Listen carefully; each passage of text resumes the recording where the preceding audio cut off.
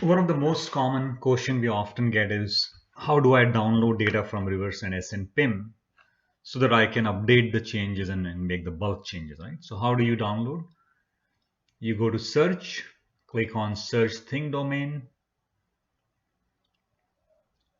and then select the particular item or the entity record that you want to select. In this case, I'm selecting on the items or products. Either you can select all or you can do first 50 or first 20 or whatever your search results is showing you. So in this case, I'm doing select first 50.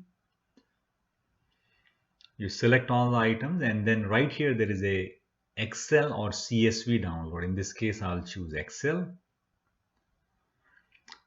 And here you have an option. Either you can specify which specific attributes you want to select or download like this, or you can do all here, or in one shot you can just do click on download all, and that's about it. And this is called the task detail status page, and then in the next few minutes the file name will pop up and it will get downloaded. If not, you can just always click refresh right there.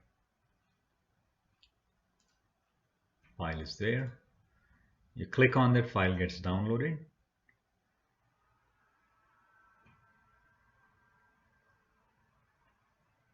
And then you see all the entity records right here with all the columns.